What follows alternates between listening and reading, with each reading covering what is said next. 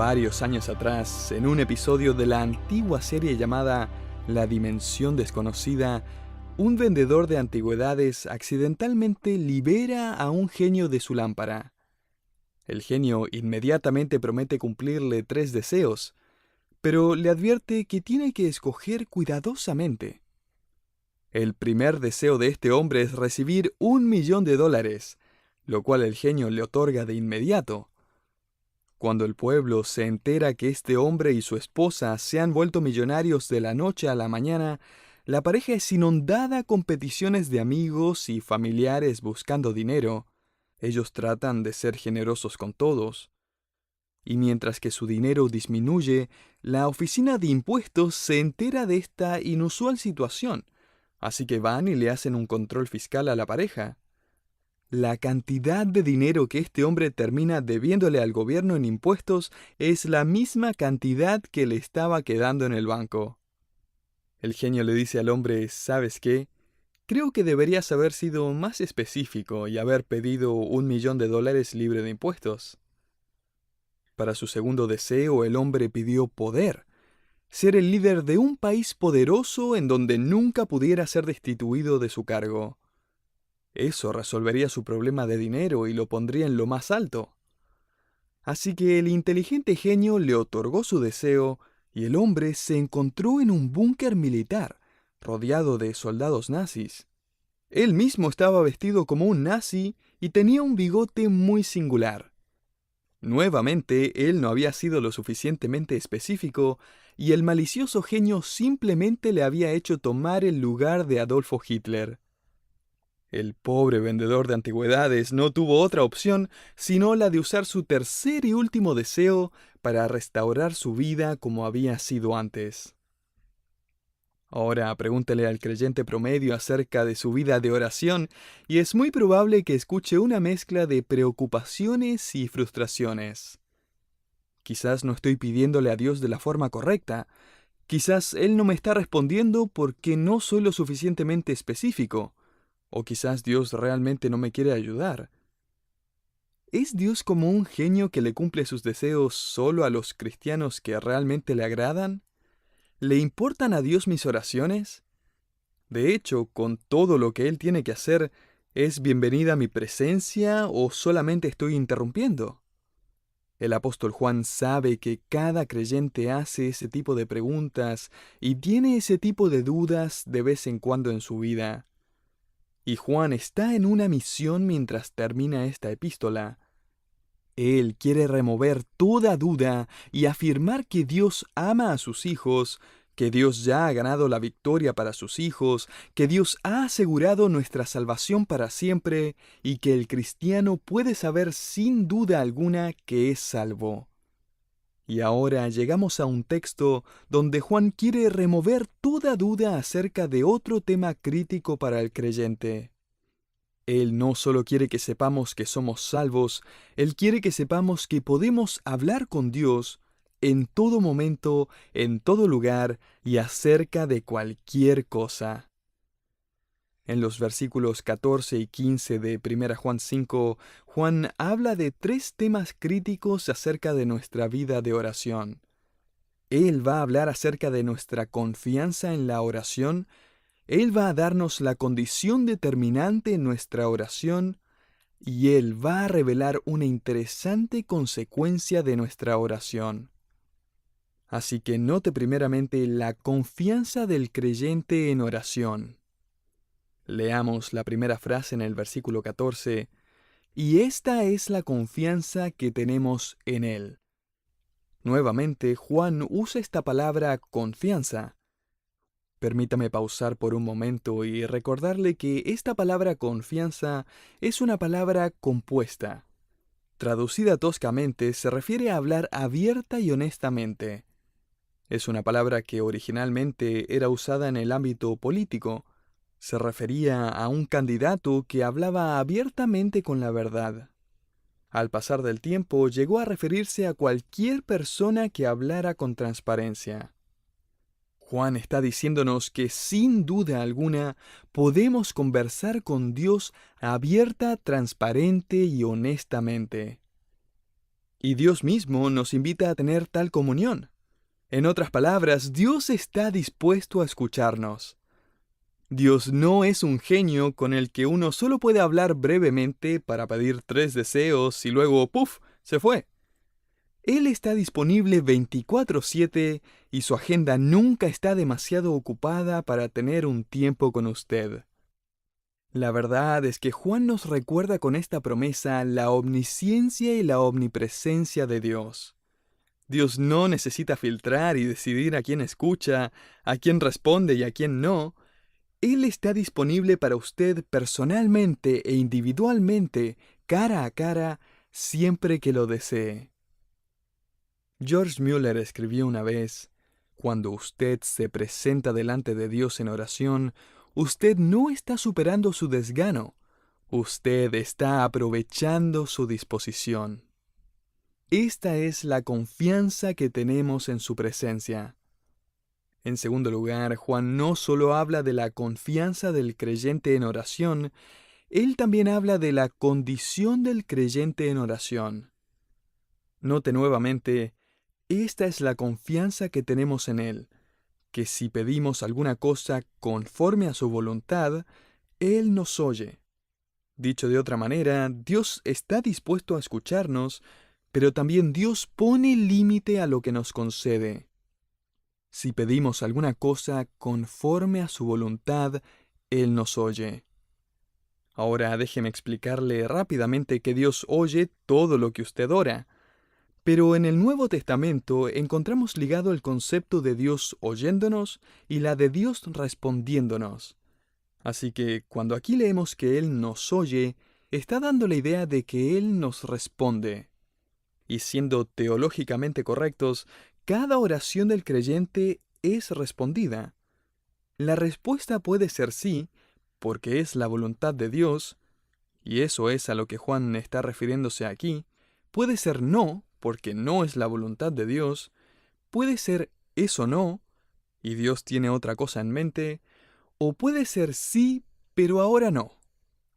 Hay al menos 4 respuestas posibles, y todas estas son respuestas de Dios. Sí, no, eso no, y ahora no.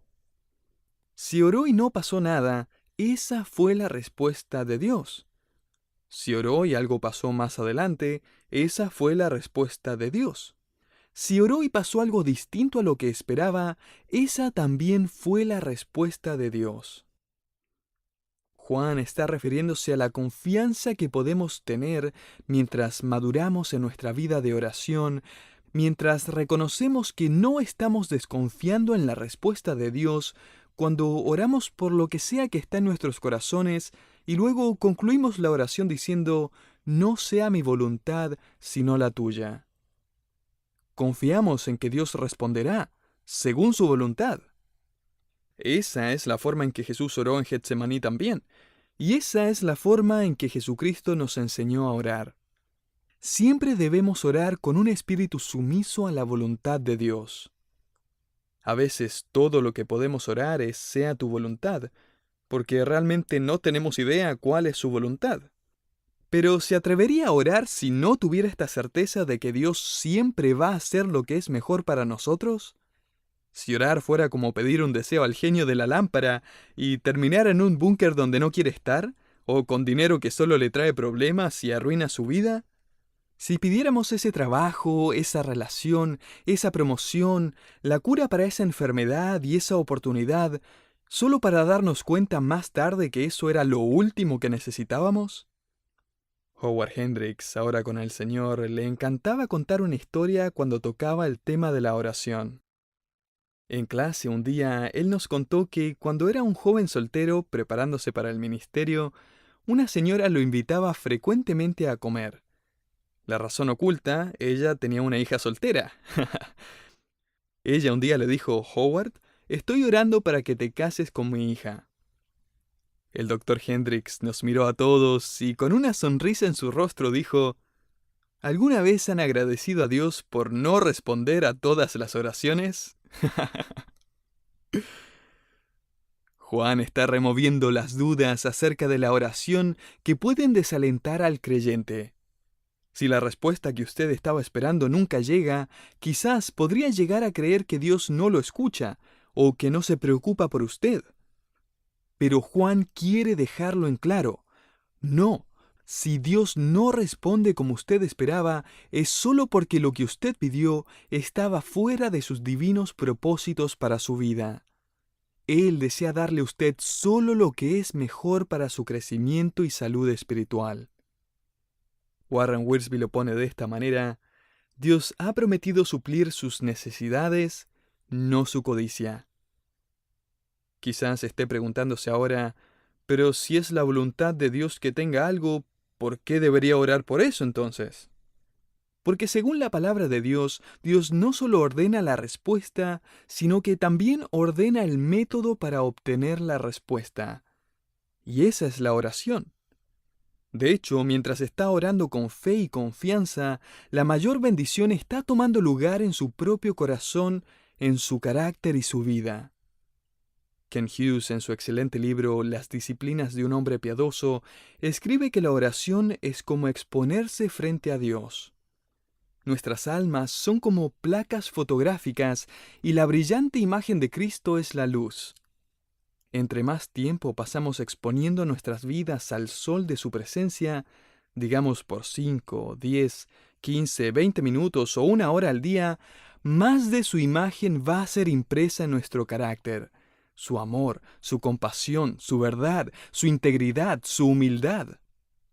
Cuando nuestro mayor deseo al orar es ver la voluntad de Dios en nuestras vidas, nuestras peticiones y nuestra voluntad se inclina ante la suya. Y eso es parte de lo que Juan quiere enseñarnos aquí. Él escribe: tengan esta confianza al orar según su voluntad. La palabra según puede ser traducida literalmente en línea o en armonía con. Así que podemos orar en armonía o en línea con la voluntad de Dios. Como cuando los niños aprenden a colorear y a mantenerse dentro de las líneas del dibujo, y aprenden también a escoger los colores correctos. El niño empieza regalándole dibujos donde hay gente con cabello violeta, nubes verdes, casas y vacas anaranjadas. Y aprender a orar es parecido. Aprendemos a orar según las líneas divinas, según las limitaciones divinas. Limitaciones cuyos propósitos son que vivamos para la gloria de Dios. Limitaciones que son para nuestro beneficio espiritual. Por eso oramos: hágase tu voluntad. Pero de todas formas, ¿por qué orar? O sea, si Dios es soberano y su voluntad va a ser realizada, ¿no es que nuestra creciente confianza en Él va a disminuir nuestra necesidad de orar? ¿No nos levantaríamos simplemente en la mañana y diríamos: bueno, Señor, es todo tuyo, que venga lo que venga?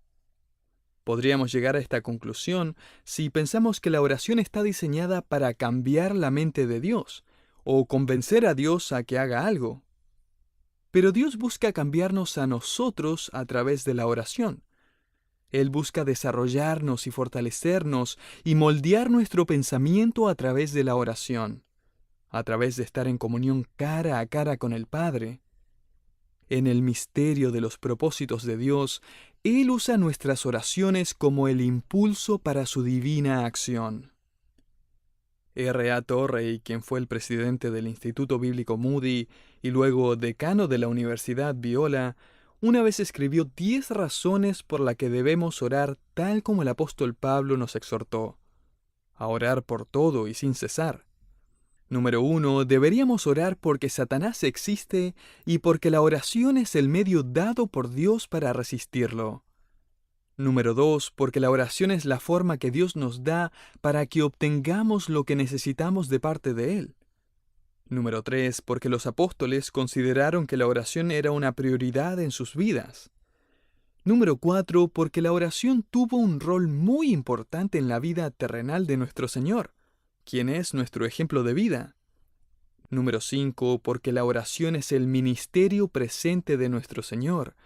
Él ahora mismo está intercediendo por nosotros. Número 6. Porque la oración es el medio que Dios ha establecido para que recibamos misericordia de parte de Él y ayuda en tiempo de necesidad. Número 7, porque la oración es el medio para obtener la plenitud de gozo de parte de Dios. Número 8, porque oración con acción de gracias es el medio para obtener libertad de la ansiedad y paz que sobrepasa todo entendimiento. Número 9, porque la oración es el medio por el cual permanecemos alertas y vigilantes espiritualmente. Número 10, porque la oración es usada por Dios para promover nuestro crecimiento espiritual y dar poder a nuestras buenas obras, guiar otros a la fe en Cristo y traer toda otra bendición a la iglesia de Dios. Así que la pregunta no es ¿deberíamos orar? O ¿por qué deberíamos orar? Sino ¿por qué no querríamos orar? La oración realmente une a gente insignificante como nosotros con el Dios Todopoderoso en un compañerismo milagroso, el cual Él ha diseñado para cumplir sus propósitos. Esta es la confianza del creyente en oración. Esta es la condición para el creyente en oración. Tercero, Juan nos señala las consecuencias del creyente en oración. Note el versículo 15. Si sabemos que Él nos oye en cualquier cosa que pidamos, a todo esto la palabra sí, si sabemos, es una que da a entender una condición cumplida en el idioma original. Podríamos traducirla de esta forma, y ya que sabemos que Él nos oye en cualquier cosa que pidamos, note, sabemos que tenemos las peticiones que le hayamos hecho. El primer punto de Juan es que Dios siempre está dispuesto a escucharnos. Segundo, Dios pone limitaciones a lo que nos concede.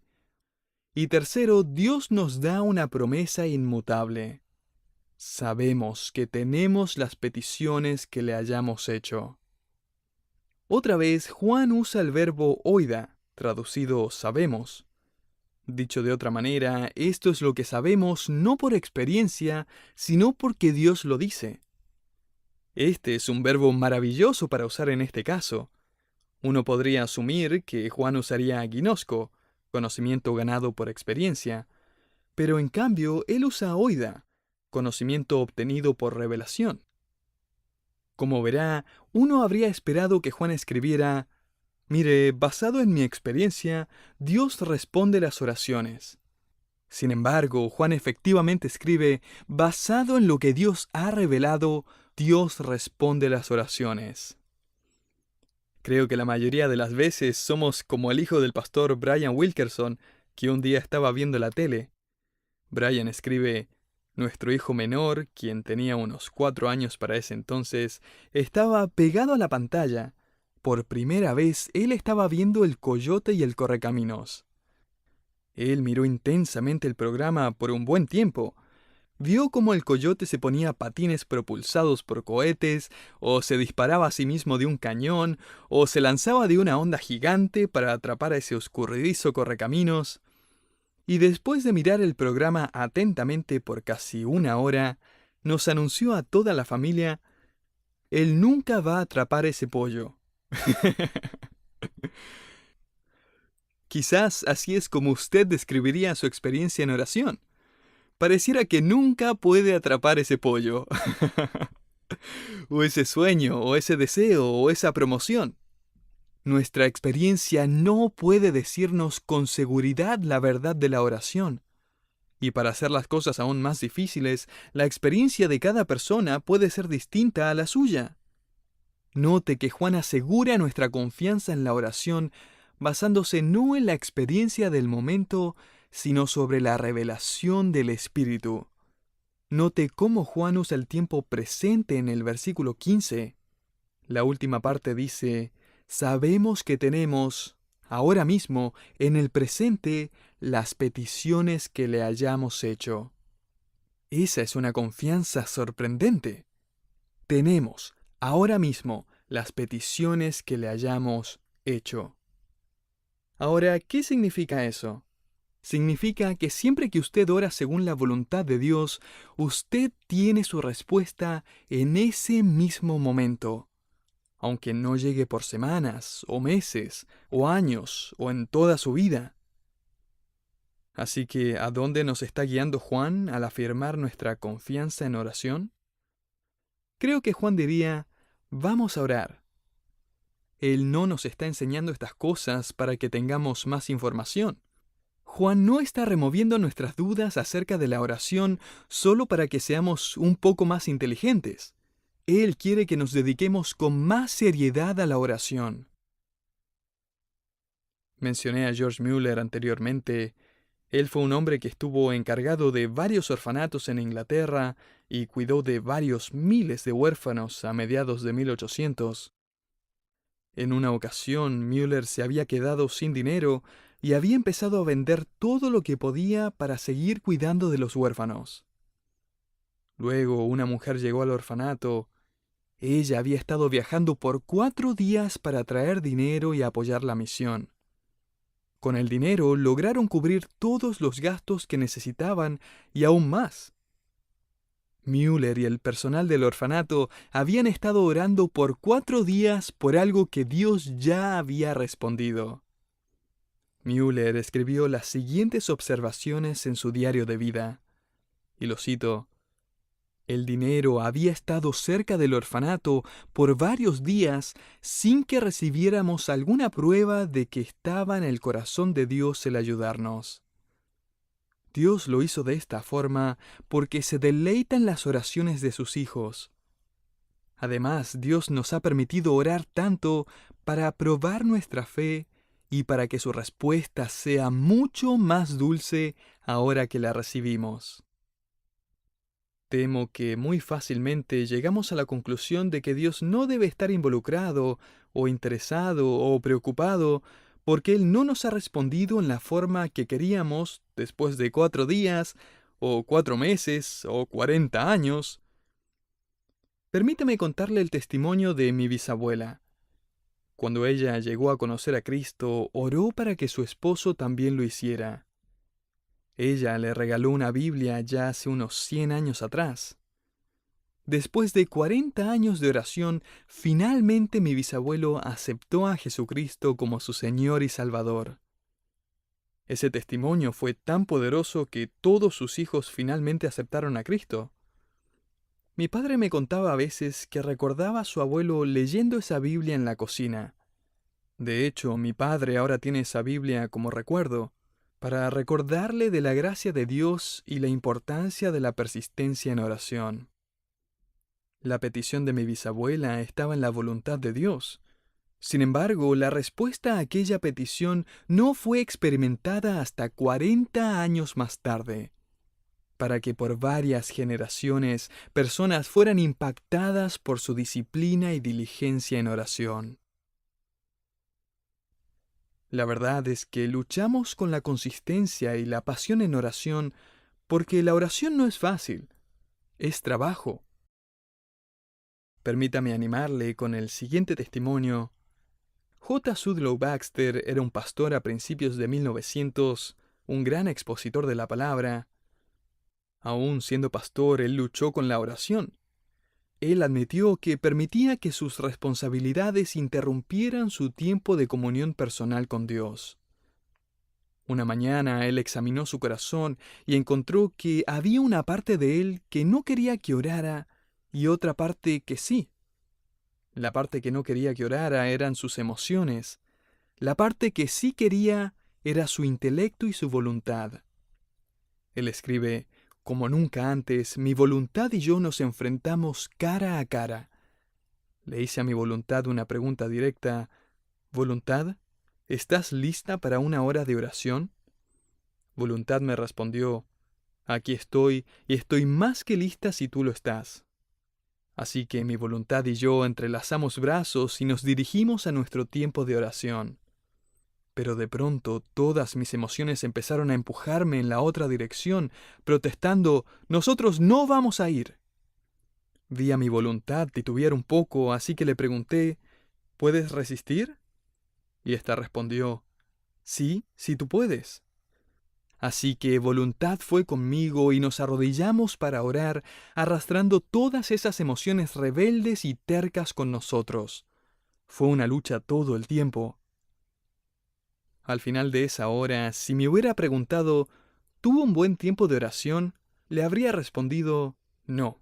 Ha sido una lucha agotadora con mis emociones contrariadas y mi imaginación holgazán desde un principio hasta el final. Lo peor es que esa batalla con mis emociones continuó por semanas. Sin embargo, algo estaba ocurriendo. Para comenzar, la voluntad y yo estábamos enseñándole a mis emociones que no podían controlarnos. De hecho, una mañana, justo cuando voluntad y yo estábamos yendo para otro tiempo de oración, escuché a una de las emociones susurrarle a las otras, ya no vale la pena seguir resistiéndolos. Van a hacer lo mismo una y otra vez. Esa mañana, por primera vez, aunque las emociones no estaban cooperando en lo absoluto, al menos estaban calladas, lo que nos permitió a mí, a voluntad, orar sin distracciones. Luego, un par de semanas más tarde, ¿qué cree que pasó? Durante un tiempo de oración, cuando voluntad y yo ya no estábamos pensando en las emociones, una de ellas de repente saltó y gritó ¡Aleluya!, a lo que el resto de las emociones exclamaron ¡Amén! Y por primera vez, todo mi ser, intelecto, voluntad y emociones, estaba unido en oración. La oración no debe ser solo nuestra obligación, debe ser nuestro deleite. La oración es más que 3 deseos y un genio que desaparece rápido. Es tener comunión cara a cara con el Todopoderoso. Y no tenga duda alguna, Dios escucha y Dios responde.